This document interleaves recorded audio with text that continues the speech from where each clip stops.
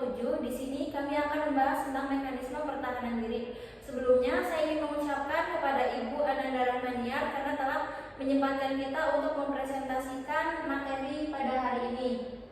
Mungkin perkenalan terlebih dahulu. Perkenalkan, nama saya Rara Rizky. Saya Olivia Vera. Syarni Maulana. Baik, untuk mempersingkat waktu, langsung saja kita ke materinya. Definisi mekanisme pertahanan diri. Nah, menurut Freud,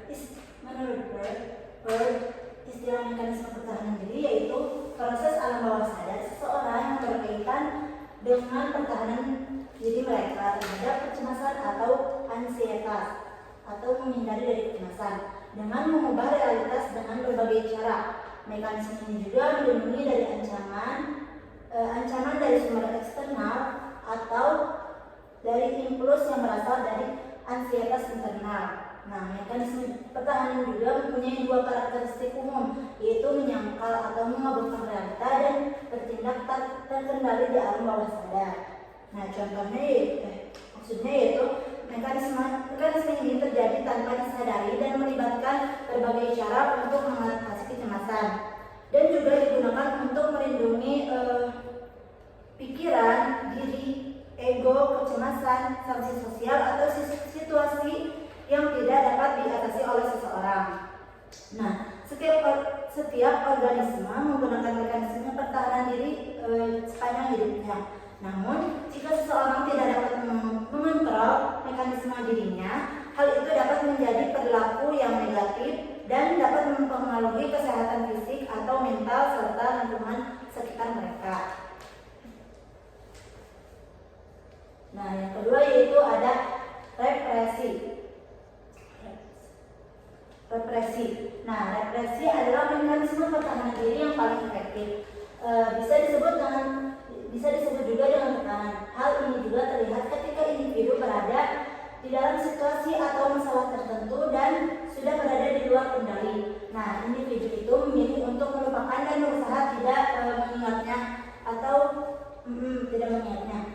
Dan adapun impulsif yaitu dapat menghidupkan kembali memori traumatis. Nah, Freud juga menggambarkan represi sebagai menghapus sesuatu secara tidak sengaja dari pikiran, yang artinya represi adalah upaya secara tidak sadar untuk menolak sesuatu yang membuat kita tidak nyaman atau hal yang menyakitkan.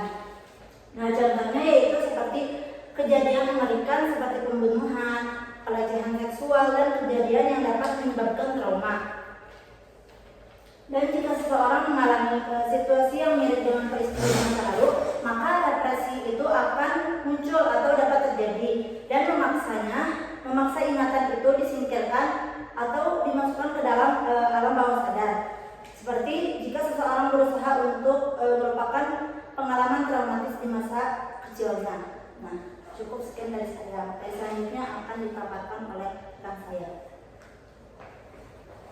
Baik, di sini saya akan membahas tentang denial. Jadi, denial adalah bentuk mekanisme pertahanan diri yang menghilangkan bahaya dari luar dengan menentang dan menganggap tidak ada bahaya.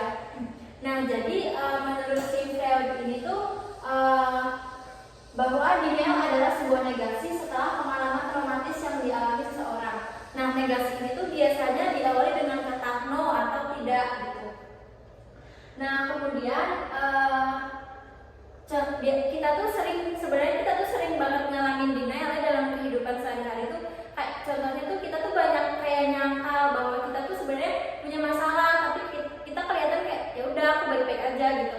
Atau mungkin contoh lain misalkan dalam hal percintaan gitu. Nah,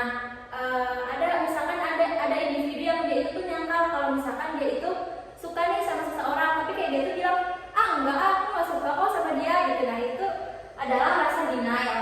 Nah, kemudian si Anna Freud ini tuh ada membagi dua jenis denial. Yang pertama itu ada denial infantasi, yaitu penyangkalan yang ditunjukkan dengan terciptanya cerita khayalan dalam pikiran dan pembahasan mengenai id, ego, dan superego sebagai penyangkalan kenyataan. Nah, kemudian yang kedua itu ada denial in word and art. Jadi yaitu tindakan menyangkal kenyataan dengan menggunakan perkataan menghilangkan. Nah, jadi denial ini tuh sebenarnya tuh hampir sama kayak yang tadi dijelaskan oleh Tasya. Sama halnya seperti refleksi gitu. Cuma kayak bedanya tuh denial itu tuh terjadinya pada saat sadar dan juga tidak sadar. Nah, sedangkan si refleksi ini tuh mendorong impuls ke alam bawah sadar lalu menghilangkannya. Next, Olive.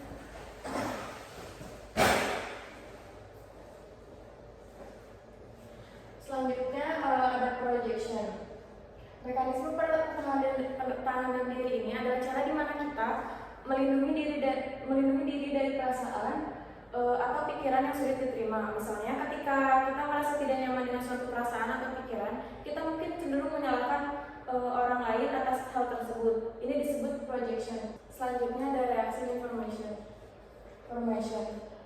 Yaitu pembentukan reaksi pertahanan yang menghasilkan sikap yang berlawanan untuk naluri untuk dipertahankan. Freud mengatakan ketika individu menunjukkan reaksi yang berlawanan seperti tindakan atau ekspresi yang tidak sesuai dengan perasaan sesungguhnya, itu dinamakan reaksi formasi.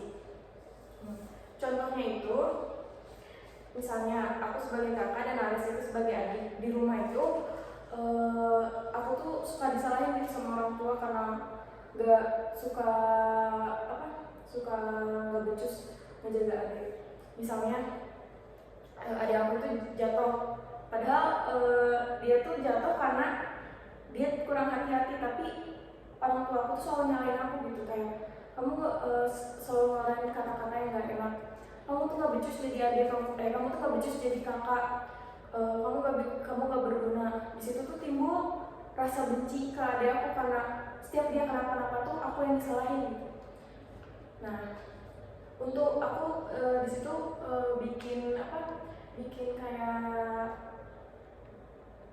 rencana kayak gimana sih biar aku bisa dapat perhatian dari orang tua aku. Mungkin dengan cara aku ngasih perhatian ke adik aku, biar orang tua aku tuh bisa menghargai aku kayak kamu udah jadi kakak yang baik. Tapi perhatian aku itu sekedar untuk mencari perhatian orang tua aku, bukan emang benar-benar aku sayang sama adik aku. Jadi reaction formation itu mencari alasan sosial yang dapat diterima untuk menyembunyikan keburukan seseorang. Rasionalisasi terjadi ketika seseorang menipu dirinya sendiri dengan menganggap hal buruk sebagai baik dan sebaliknya. Baik, selanjutnya di sini ada displacement. Displacement adalah pengalihan perasaan tidak senang terhadap suatu objek ke objek lainnya yang lebih memungkinkan. Jadi contohnya itu ada dorongan-dorongan agresif yang dapat dialihkan untuk menyalahkan orang lain atau objek lain. Nah, tapi objek lainnya itu tuh bukan sebagai sumber yang menganggap itu tuh frustasi, melainkan dijadikan target untuk sebuah sasaran untuk meluapkan emosinya. Nah, contohnya itu misalkan ada seseorang yang sedang kesel gitu, sedang marah-marah. Nah, dia itu lampiasinnya itu tuh kepada misalkan dia itu memecahkan barang-barang, kemudian marah-marah kepada orang lain, nyalahin orang lain. Intinya dia itu marah-marah ke orang lain dan melampiasin ke barang-barang. Di sini kami akan mempraktekkan tentang mekanisme diri represi. Nah, di sini saya seorang yang represi. Hai, kamu apa kabar? Hai, aku baik-baik saja, tapi tadi aku sempat merasa sedih. Kamu kenapa? Sebenarnya tadi aku teringat tentang pertengkaran dengan teman lamaku, tapi sekarang rasanya seperti aku melupakan semuanya. Oh, kadang kita emang cenderung menemukan perasaan yang terlalu menyakitkan untuk dihadapi ya. Ya, mungkin benar menurut kamu. Nah, rasanya aku seperti melupakan sakit hati aku kepada dia. Apapun yang kamu terjadi, luangin waktu untuk dirimu sendiri ya. Jangan ragu kalau misalkan kamu butuh bantuan, kabarin aku kalau misalkan ada apa-apa, oke? Makasih ya dukungannya. Aku akan mencoba untuk kedepannya untuk lebih terbuka tentang perasaanku. Sama-sama. Baik, di sini kami akan mempraktekkan denial, di mana saya yang mengalami perasaan denial itu. Kamu lagi kenapa, Res? Aku baik-baik aja kok, semuanya aman. kamu yakin kamu baik-baik aja? Belakangan ini aku lihat kamu kayak ada yang ganggu pikiran kamu. Enggak kok, aku nggak apa-apa, semuanya nggak ada masalah. Aku yakin, tapi teman-teman juga ngerasa kalau kamu sedikit berbeda sekarang, terlihat sedikit lebih murung. Sebenarnya aku agak sedikit lebih stres sih, tapi ya udahlah, itu bukan masalah gede kok. Oh, aku ngerti.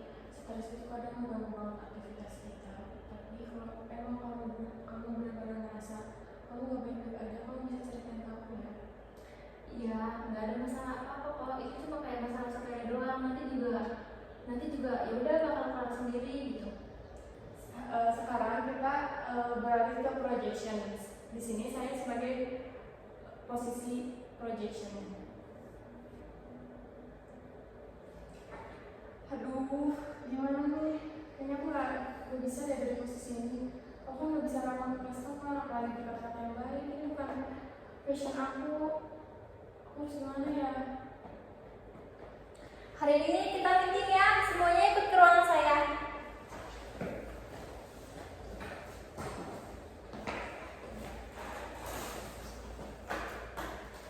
Aduh, gimana sih ini? Kok penjualannya tidak sesuai dengan target? Aduh, mana banyak lagi customer yang merasa dirinya tidak nyaman.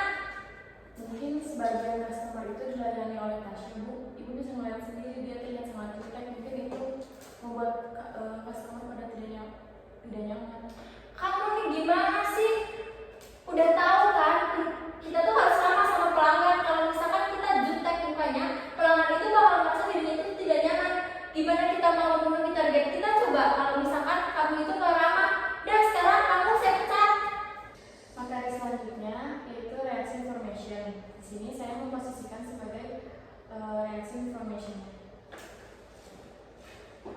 Alif, aku lihat kamu sekarang ini perhatian banget sama adik kamu. Kamu sering membantunya dan sering memberikan perhatian lebih lah sama adik kamu. Aku hanya melakukan yang terbaik untuknya. Kamu tahu kan, keluarga itu hal yang terpenting. Iya, tapi kayaknya kamu pedulinya bukan kayak biasanya deh. Apakah kamu baik-baik saja? Tentu. Kamu tahu kan, aku selalu peduli dengan adikku. Dia hanya butuh perhatian dari aku aja. Aku ngerti, tapi boleh jujur ya, Dik. Aku tuh kayak merasa kamu tuh agak terlalu berlebihan gitu perhatiannya. Kamu benar, baik-baik aja. Tidak ada yang salah. Aku hanya mencoba melakukan yang terbaik saja sebagai kakak. Baik, di sini kami akan mempraktekkan tentang displacement, di mana saya yang mengalaminya. Aduh, Kamu kenapa? aduh, aku tuh lagi pusing banget. Kayak aku tuh gak bisa ngerjain tugas kuliah aku. Ini tuh kayak terlalu sulit.